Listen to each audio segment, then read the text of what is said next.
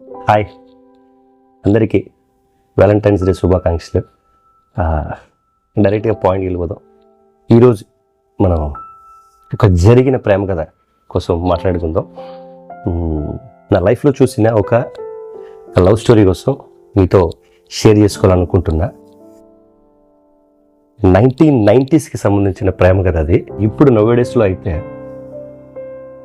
ఎవరినైనా, ఇప్పుడున్న జనరేషన్ని ఎవరినైనా ఇది లవ్ మ్యారేజా అరేంజ్డ్ మ్యారేజ్ అని అడిగితే నో మ్యారేజ్ అని అంటారు. ఎందుకో మనం కొంచెం దానికోసం మాట్లాడుకుందాం. నేను చదువుకున్న టైంలో 1990sలో ఒక మంచి ప్రేమ కదా నా కళ్ళ ముందు జరిగేది. సో దానికోసం మీతో ఎందుకో ఈ స్పెషల్ డేలో రోజు మీతో షేర్ చేసుకోవాలనిపించింది. అనగనగా ఒక ఊరిలో ఒక మంచి కుటుంబానికి సంబంధించిన ఒక అందమైన అమ్మాయి, అదే ఊరిలో ఆ వీధి చివర ఒక వేరే కులానికి సంబంధించిన ఒక మంచి అబ్బాయి, వీళ్ళిద్దరి మధ్య జరిగిన ప్రేమ కథే ఇప్పుడు నేను మీతో మాట్లాడేది. ఇది 1990sలో జరిగింది యాక్చువల్లీ. సో ఆ టైంలో ప్రేమ అంటే ఎలా ఉండేదంటే ఇప్పుడు ఈ జనరేషన్ చూసే ప్రేమలా కాదు. ఒక అమ్మాయిని ఒక అబ్బాయి ప్రేమిస్తే సో సేమ్ ఊరిలో కానీ, సేమ్ వీధిలో కానీ, సేమ్ క్లాస్లో కానీ ఇప్పుడులాగా వాట్సాప్ నెంబర్స్ మార్చుకొని అర్ధరాత్రి 2 గంటల వరకు 3 గంటల వరకు మాట్లాడుకొని ఒక 6 నెలల్లో సంవత్సరం కలిసి ఉండి తర్వాత విడిపోయే టైప్ ప్రేమ కాదు. అప్పుడు ప్రేమ కథలు ఎలా ఉండేవంటే, ఎవరైనా ఒక అబ్బాయిని ఇష్టపడితే, ఎవరైనా ఒక అమ్మాయిని ఇష్టపడితే, ఫర్ ఎగ్జాంపుల్ ఆ అమ్మాయిని చాలా దూరం నుంచి చూసి ప్రేమించేవాళ్ళు. అంటే అమ్మాయి స్కూల్కి వచ్చినప్పుడు తన రిక్షాలో వస్తే రిక్షా వెనక రావడం, మళ్ళీ తన స్కూల్ అయిపోయిన రిక్షా వెళ్ళిపోతే రిక్షా వెనకాతలే వెళ్ళి తనని దిగడం, అంతే తప్ప దూరం నుంచి తను ఎలా ఉంది ఏంటి చూసుకోవడమే తప్ప దగ్గరికి వెళ్ళి మాట్లాడేంత ధైర్యం కానీ సిచ్యువేషన్స్ కానీ అప్పుడైతే ఉండేవి కాదు. ప్రతి ఒక్కరు చాలా భయంతో ఉండేవారు ప్రేమ అనేటప్పటికీ. కానీ నిజమైన ప్రేమలన్నీ 1990stోనే పూర్తయిపోయాయి. అంటే ఇప్పుడు అందరూ అలా ఉన్నారని నేను చెప్పను, 99.9% అలానే ఉన్నారు. సో మనం కథలోకి వెళ్ళిపోతే, ఒక మంచి కుటుంబానికి చెందిన ఒక అందమైన అమ్మాయి, ఒక వేరే కులానికి చెందిన ఒక మంచి అబ్బాయి, ఆ వీధి చివరే తను ఉండేవాడు.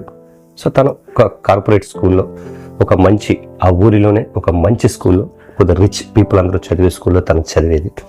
సో తను నార్మల్ ఆ ఏరియాలో ఉన్న గవర్నమెంట్ స్కూల్లో తను చదివేవాడు. సో కానీ ఎలా కలిసిందో కానీ వాళ్ళిద్దరూ ఒకరినొకరు ఇష్టపడి కొన్ని రోజులు ఏదైనా లెటర్స్ రాసుకొని ఇలా ఏదైనా ఎప్పుడైనా దూరం నుంచి ఇలా చూసుకొని ఒకరినొకరు ఇష్టపడి కొంతకాలానికి ఈ విషయం వాళ్ళ ఇంట్లో తెలిసిపోయింది. సో వాళ్ళ ఇంట్లో తెలిసిపోతే, సో అటువంటి అబ్బాయికి మేమిచ్చి ఈ అమ్మాయిని పెళ్లి చేయాలా అని వీళ్ళు, అంటే వేరే కులానికి సంబంధించిన అమ్మాయిని మా అబ్బాయికి పెళ్లి చేయాలా అని వాళ్ళు ఇరువురు పెళ్ళికి వాళ్ళ ప్రేమని అంగీకరించలేదు. సో ఈ అమ్మాయి కొంచెం బాగా రిచ్గా ఉండే కుటుంబం వీళ్ళది. సో వాళ్ళకి సంబంధించి వాళ్ళు కూడా మంచి కుటుంబమే. కానీ సో వీళ్ళకి సరితూగరని వాళ్ళు, వాళ్ళకి సరితూగరని వీళ్ళు, వాళ్ళ యొక్క నిర్ణయాలు బట్టి వీళ్ళిద్దరిని విడగొట్టాలని ట్రై చేశారు.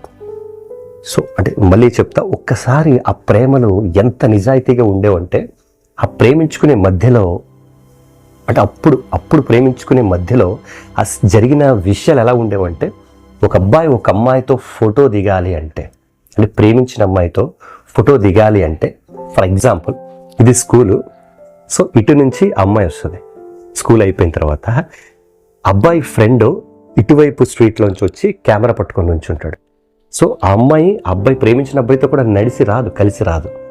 సో అమ్మాయి నడిచి వస్తుంటే కరెక్ట్గా ఈ కెమెరా పట్టుకొని తిని వచ్చి డిస్టెన్స్లో నుంచుంటే కరెక్ట్గా ఫోటో క్లిక్ చేసే టైంకి ఆ అమ్మాయి వెనకాల ఉండే అబ్బాయి వచ్చి ఆ అమ్మాయి దగ్గర నుంచొని ఫోటో దిగి మళ్ళీ పారిపోవాలి. అంటే ఒక్క 2 సెకండ్లు కూడా అమ్మాయి పక్కన నుంచొని ఫోటో దిగే అంత ధైర్యం కూడా ఉండేది కాదు అప్పుడున్న సిచ్యువేషన్కి. అంటే అంత నిజాయితీగా ఉండేది ప్రేమ. ఆ అమ్మాయిని ఒక 10 years లవ్ చేసినా సరే జస్ట్ చెయ్యి తప్ప ఇక దేని మీద వాళ్ళకి అవగాహన ఉండేది కాదు, ఆలోచన ఉండేది కాదు. అంత నిజాయితీగా. అంటే ఇంట్లో మాట్లాడి ఒప్పించి పెళ్లి చేసుకోవాలి, ఆ అమ్మాయి బాగుండాలి, అమ్మాయి మంచిగా చదవాలి. సో ఎలా ఉండేది అప్పుడు ప్రేమ అంటే. సో ఎంత ప్యూర్ లవ్ అంటే ఒక తల్లి పాల వంటి, ఏ కల్తీ లేని, ఎటువంటి కల్తీ జరగని తల్లి పాల వంటి స్వచ్ఛమైన ప్రేమ కథ ఇది.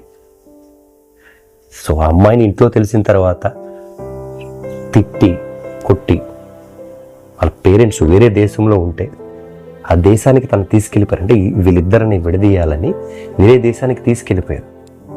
సో వెళ్ళేటప్పుడు చెప్పే పరిస్థితి ఈ అమ్మాయికి లేదు. ఈ అమ్మాయి ఎక్కడికి వెళ్ళిందో ఆ అబ్బాయికి తెలియదు.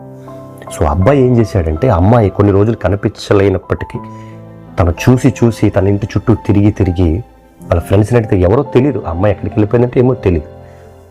పేరెంట్స్ ఆల్రెడీ దేశం మార్చేశారు, నాట్ స్టేట్ కాదు, మార్చేసింది దేశం. సో అమ్మాయి కోసం ఎదురు చూసి తను గెడ్డం పెంచేసుకొని, ఏదో మీరు సినిమా కథ అని అనుకున్నారు, నిజంగా జరిగింది కదా, నేను మీతో డిస్కస్ చేశాను. సో గెడ్డం పెంచుకొని తన కోసమే ఎదురు చూస్తూ, అప్పట్లో గులాబీ పాటలు, ఇలా క్రిమినల్లో తెలుసా మనసా సాంగ్, ఇలాంటి పాటలన్నీ వింటూ తనని గుర్తు తెచ్చుకుంటుంది. అప్పుడు ఈ మొబైల్ ఫోన్స్ కూడా లేవు. అంటే ప్రతి ఒక మిడిల్ క్లాస్ అబ్బాయి దగ్గర మొబైల్ కొనుక్కునే వాడేంత సిచ్యువేషన్ అప్పుడు ఉండేది కాదు. అప్పుడు ఇన్కమింగ్కి కూడా డబ్బులు కట్టే సిచ్యువేషన్ అది. సో ఆ టైంలో మొబైల్ ఎక్కడ ఉంటుంది, కాంటాక్ట్ ఎక్కడ ఉంటుంది. సో అమ్మాయి వెళ్ళిపోయింది. నేను వాళ్ళ ఇంట్లో ప్రెజర్ చేసిన, మన ఇంట్లో అమ్మాయినే మ్యారేజ్ చేసుకో, మన బంధువుల అమ్మాయినే మ్యారేజ్ చేసుకుని తను ఎంత ప్రెజర్ చేసిన, తను ఎప్పటికైనా అమ్మాయి మళ్ళీ తిరిగి వస్తుంది నా కోసమని తను ఎదురు చూశాడు. ఆ అమ్మాయి కూడా దేశం మార్చేసినా సరే ఆ అబ్బాయినే చేసుకుంటానని వాళ్ళ ఇంట్లో వాళ్ళతో మాట్లాడకుండా గొడవపడి తను ఏం పెట్టినా తినకుండా ఉంది. చివరికి తన బాడీలో బ్లడ్ సెల్స్ అన్నీ తగ్గిపోయి తన హాస్పిటల్లో జాయిన్ అయ్యి ఐసీయూలో ఉండి, సో అంత ఇబ్బంది పడినా సరే నాకు ఆ అబ్బాయే కావాలి. ఇంటర్నేషనల్ డాక్టర్స్ తను చెక్ చేస్తున్నారు, రికవరీ అవ్వట్లేదు. ప్రాబ్లం ఏంటంటే తన మనసులో ఆ అబ్బాయి మీద ఉన్న ప్రేమ తను అలా సిక్ చేసేసింది, తన అనారోగ్యం పాలన చేసేసింది. అయినా సరే నాకు తనే నా సర్వస్వం, తనే నా జీవితం. చనిపోవలసింది అమ్మాయి అసలు. సో తన గురించే వెయిట్ చేసి తిండి తిప్పలు మానేసి నాకు ఆ అబ్బాయే కావాలి మంకు పట్టి ఒక 2-3 years తరువాత కూడా తనే కావాలని మళ్ళీ ఇండియా తీసుకొస్తే, తన ఆరోగ్యం బాగాలేదు, ఇండియా తీసుకొస్తే మళ్ళీ అప్పటికీ ఆ అమ్మాయే కావాలని తను ఎదురు చూస్తే, తనకి ఎంతోమంది తెలిసిన వాళ్ళు తెలియని వాళ్ళు ఈ అమ్మాయిని చేసుకో, ఈ అమ్మాయి బాగుంటుంది, మన ఇంట్లో అమ్మాయి చాలా మంచిది ఎందుకు చెప్పినా సరే నాకు ఆ అమ్మాయే కావాలని తను కూడా అలా ఎదురు చూసి చివరికి ఇంట్లో వాళ్ళని ఒప్పించి, ఇంకా వాళ్ళకి అర్థమైపోయింది వీళ్ళిద్దరిని దూరం అయితే చేయలేం, జీవితాంతం ఈ రిగ్రెట్తో ఉండిపోతారు. చేసుకుంటా అమ్మాయిని చేసుకుంటా, లేదా నేను ఇలాగే ఉండిపోతాను, ఆ అబ్బాయి చేసుకుంటా ఆ అబ్బాయినే చేసుకుంటా, లేదా నేను ఇలాగే ఉండిపోతాను ఈ అమ్మాయి. సో ఇంత పవిత్రమైన ప్రేమ, నా కళ్ళ ముందు జరిగిన ప్రేమ, మొట్టమొదటిది చివరిది కూడా ఇదే. ఒక 4 రోజులు ఒక అమ్మాయిని ప్రేమిస్తారు, ఒక 6 నెలలు ప్రేమిస్తారు, సంవత్సరం ప్రేమిస్తారు, ఇంకో 3 నెలలతో కన్నా మళ్ళీ ఇంకొక అమ్మాయిని ప్రేమిస్తారు. సో అమ్మాయిలు అలాగే ఉన్నారు, అబ్బాయిలు అలా ఉన్నారు. ఇప్పుడైతే 2025లో అయితే 2 days ఒకసారి 2-3 కూడా, కానీ అటువంటి ప్రేమని లైఫ్లో ఫస్ట్ అండ్ లాస్ట్ అంటే అలాంటి వాళ్ళు చేసుకోవాలి. వ్యాలంటైన్స్ డే రకానికి ఒకరితో ఉండి ఎలా పడితే అలా ఉండి, ఈరోజు మాట్లాడి 3 రోజులు కలిసి తిరిగి 4 రోజులు వదిలేసి వాళ్ళకి కదా వ్యాలంటైన్స్ డే అంటే. నిజంగా నిజాయితీ గల ప్రేమ, నిజంగా ప్రేమించుకునేవాళ్ళు, పెళ్లి చేసుకోకపోయినా సపరేట్గా ఉండిపోయినా, తనే కావాలని ఏ పెళ్లి చేసుకుని ఉండిపోయినా వాళ్ళు చేసుకోవాలి వ్యాలంటైన్స్ డేని. ఓకే. ఎందుకో ఈ ప్రేమ కథ ఎప్పటి నుంచో మీతో షేర్ చేసుకోవాలని అనుకుంటున్నా, కానీ ఇప్పటికీ కుదిరింది. ఆ అమ్మాయి వాళ్ళ పెద్దవాళ్ళతో అన్న మాట ఒక మాట, వేరే అబ్బాయినిచ్చి పెళ్లి చేసిన కొన్ని రోజులకే నేను చనిపోతానేమో,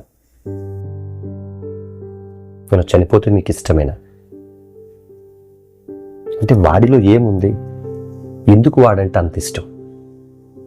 నాకు ఇష్టం కాదు, నాకు ప్రాణం.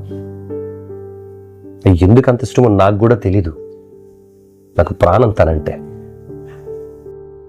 అని నిక్కర్స్గా అమ్మాయి చెప్పేసింది. సో నాకు వాళ్ళ పేర్లు మెన్షన్ చేయాలని ఉంది, కానీ మళ్ళీ వాళ్ళ పేరెంట్స్ అది చూస్తే మళ్ళీ ఇబ్బంది పడతారేమోనని నాకు పేర్లు మెన్షన్ చేయట్లేదు. నాకు చాలా క్లోజ్, నా బెస్ట్ ఫ్రెండ్ ప్రేమ కదా ఇది. అవకాశం ఉంటే వాళ్ళ ఫొటోస్తో సహా మళ్ళీ వీడియో చేస్తాను. కుదిరితే వాళ్ళని ఇంటర్వ్యూ కూడా చేసి మీ లవ్ స్టోరీ ఎలా స్టార్ట్ అయింది అంటే నాకు తెలియనివి ఇంకా ఏదైనా ఉంటే అది వాళ్ళతోనే ఒకసారి చెప్పిస్తాను. ఫైనల్లీ నిజంగా నిజాయితీగా ప్రేమిస్తే వాళ్ళని మోసం చేయద్దు. ఏదైనా ఉంటే చెప్పేయండి, నిజాయితీగా చెప్పేయండి. ఎందుకంటే ఒక్కొక్కరు నువ్వు తప్పు చేసావని తెలిస్తే, ప్రేమించిన అబ్బాయిని నన్ను మోసం చేసావని తెలిస్తే నీ మీద కోప్పడతారు, లేదా అసహించుకుంటారు, లేదా కొడతారు, లేదా చంపేస్తారు. ఇప్పుడున్న పరిస్థితుల్లో సో ఎక్కువగా ఇల్లీగల్ కనెక్షన్స్ చాలా ఎక్కువగా ఉంటున్నాయి ఇప్పుడున్న పరిస్థితులు. సో అలా ఏదైనా చిన్న చిన్న డిస్టర్బెన్స్ ఉంటే కూర్చుని డిస్కస్ చేసేసుకొని అక్కడతో ఆ చేసిన తప్పుని ఆ డిస్కషన్ని కట్ చేసేద్దాం. చేసిన తప్పునే మళ్ళీ చేస్తూ, తెలిసినా మళ్ళీ చేస్తూ, మళ్ళీ చేస్తూ ఉంటే ఇంకా మనం వాళ్ళ రిలేషన్లో ఉండడం అనవసరం. ఎవరైనా ప్రేమ కోసం తక్కువగా మాట్లాడితే, తప్పు చేసి మాట్లాడితే వీళ్ళ జంటను చూపించాలనిపిస్తుంది.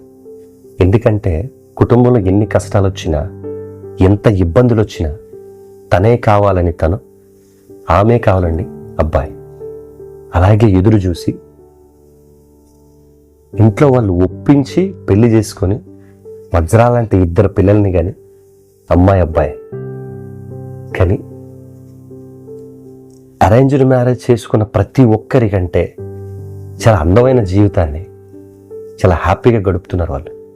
సో ఆ కుటుంబాన్ని చూస్తే చాలా చాలా సంతోషంగా ఉంటుంది నాకు.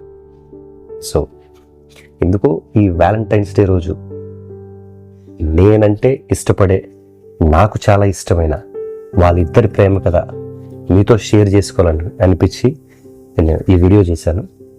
ఎవరికైనా తప్పుగా అనిపిస్తే నన్ను క్షమించండి.